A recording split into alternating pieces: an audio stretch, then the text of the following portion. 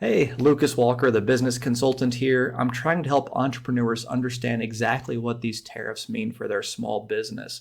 So, on February 1st, President Donald Trump put out executive orders that added tariffs to goods from Mexico, Canada, and China.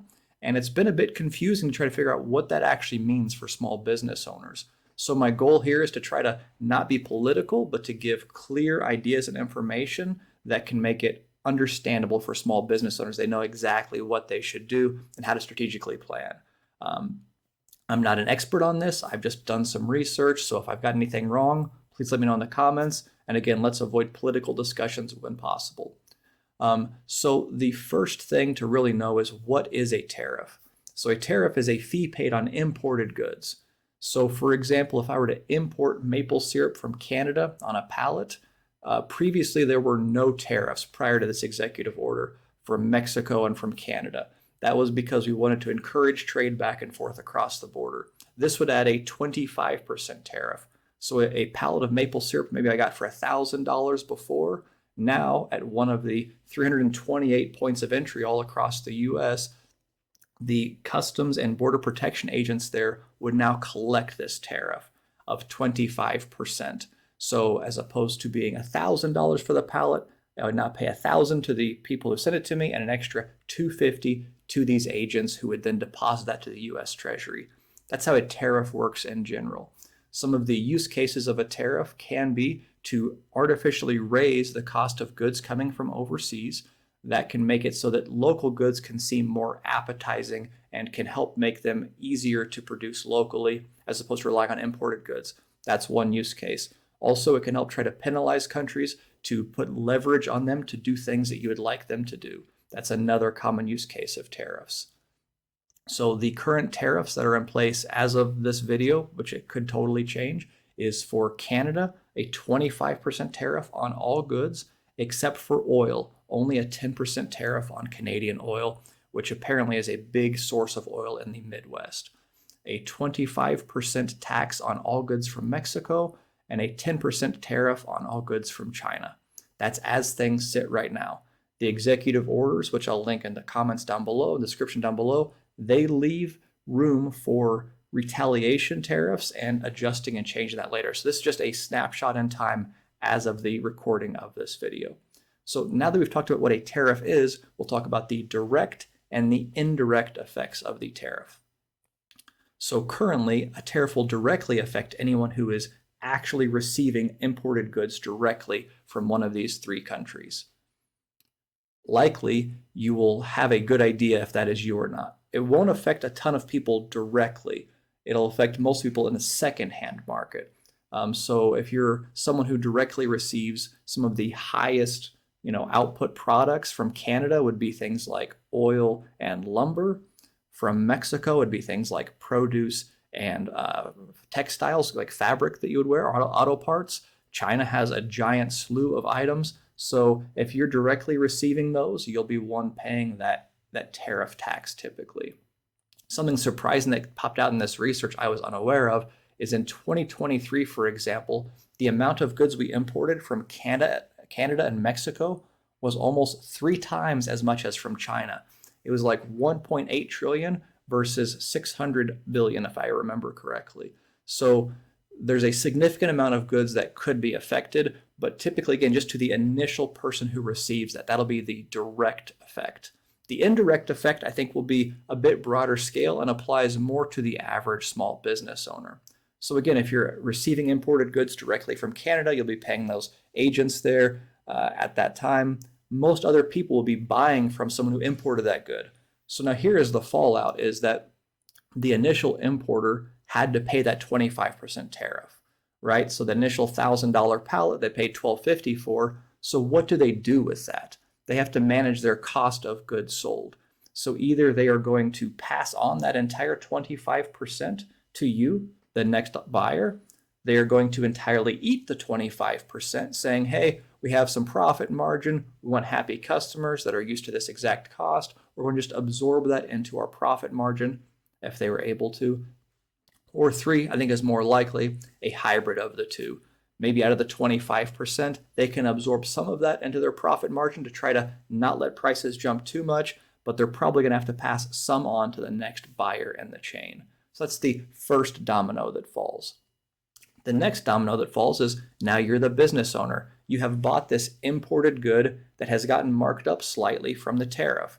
My guess is, again, most will have to pass on some of that to a next level consumer. So now, as this next level business owner, you have to make the same decision as that tier above you. Are you going to mark up your pricing and get the entire tariff paid by an end consumer? Are you going to absorb the entirety of it or do a hybrid model? I expect at this level, more owners will decide to actually pass on a majority of this tariff cost to the end user. And the reason being is that these tariff dollars can actually adjust and fluctuate. And if you eat it, then there's a chance that later on, if it were to go to 30 or 40% or to fluctuate up higher, you might not have the ability to do that anymore. Versus accidentally collecting a little bit extra now, it gives you some wiggle room for if things change. That's a slightly more secure thing, especially coming out of kind of a post-COVID, post-employment crunch economy where things are a bit tighter. So as a business owner, this is where it'll affect most people, is that your cost of goods sold that you'll be buying, there's a chance that some of those, the cost will have gone up. And you'll have to make the determination of, do you eat that cost, pass it on to the end consumer, or a little bit of a hybrid of both, where you eat some and you pass some on to stay competitive in the marketplace. The third really important indirect effect is it is expected that this will affect some discretionary spending money that the general market in the US has.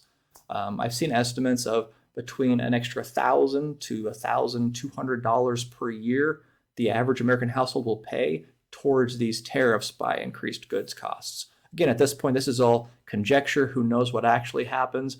But I do think that there will be at least some uncertainty in the market where people might be a little bit more tentative to spend their money, not knowing how things are going, or they might actually not have it depending on how the tariffs roll out. That just means that they'll be very selective on what they spend their money on, and it's important that you differentiate your service as a connected, important service that they should purchase. Okay, so we've talked a bit about the kind of the what's. Now the next big thing is the unknowns. So there are some things we don't know about these tariffs. This is something to kind of decide in your own head how you feel about what might happen. So number one, and this is to me one of the most important, is the duration of these tariffs. So an executive order has to have a reason that an emergency is being called.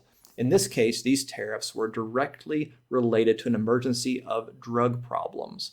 And so the executive order says that these are to combat drug concerns from drugs coming across the southern border, the northern border, and supplies coming through China. Because of that, it is unclear exactly which terms would have to be met for these tariffs to be lifted. If instead, say, it was due to a trade deficit of country A was giving more to B and not buying enough back, when that equalized, the tariffs would drop out, it's easier to see a metric of exactly when those would be met. In this case, it would be possible that in a week or two that there are departments set up in these other countries that the US feels comfortable are going to combat the drug problem. The tariffs go entirely away in a week or two. It could be in 4 years or 20 years, they're all still in place. So there's an unsureness about the duration. And it's important that you, as a business owner, come to your own conclusion about what you expect might happen based on your belief in the current administration and what they are doing and how that might affect your business. So the duration is one of the unknowns. Number two is retaliations. So already after releasing it, there have been talks that other countries might have retaliatory tariffs. So now not just goods coming into the US, but goods that you're sending overseas also will have then a tariff. So then your goods will be marked up overseas, maybe reducing your competitiveness in that marketplace. And so again, there's the direct and indirect effects of that. So retaliatory tariffs, and then if they retaliate, do we raise it higher? So there's kind of a game here to be played. It's unsure exactly how those pieces fall. China has, as of, again, the time of this video, filed a lawsuit with the World Trade Organization. It's unsure how that will actually fall out, what that would actually mean. So there's kind of some next pieces flying. It's unsure what will happen. That's another unknown in this scenario. And then the third is the shifting market allegiances. So it's kind of unclear exactly how these tariffs might affect market allegiances later, because once you have a customer that's loyal to you, they're likely to keep using you. It's hard to get someone to change to a new potential buyer.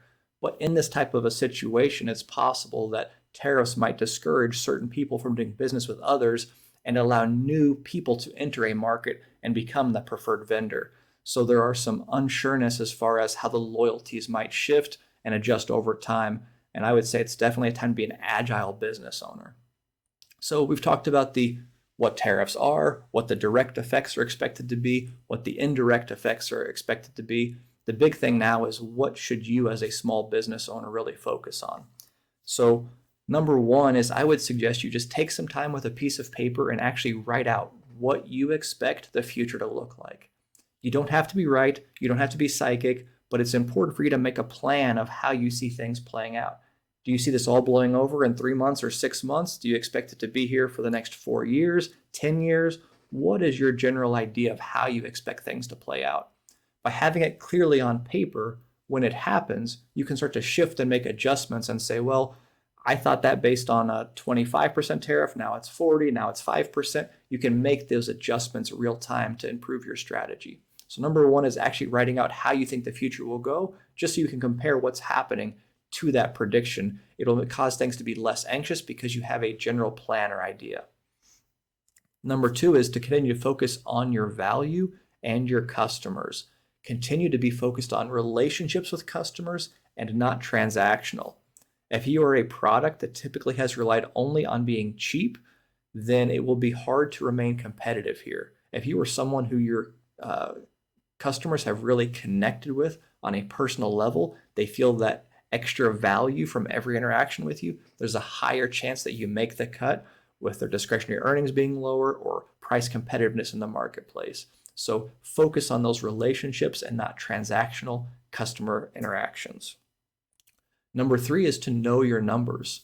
It's really important that you're very clear on your numbers, what your cost of goods sold are, because these are going to fluctuate possibly on like a daily or weekly basis. They definitely have jumped up for some people as much as 25% here from one day to the next. So having these numbers mapped out clearly so you can reflect those adjustments and price and manage accordingly is going to be really, really important.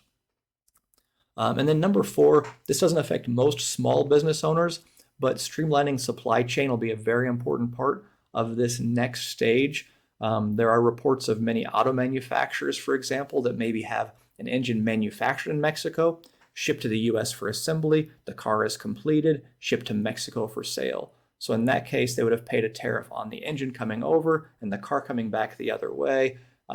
It would definitely lead to excessive stacked tariffs. And so streamlining that would be a way to cut costs. It'll become very, very important. Again, that won't affect most people, but it's an extreme use case. So I feel like I've covered the bulk of these concepts. If you have some questions in the comments, let me know. Again, let's try to keep it civil, focused on the facts of what are the rules of the game that's being played right now and not what's right or what's wrong. And best of luck to you. Hang in there. You've got this.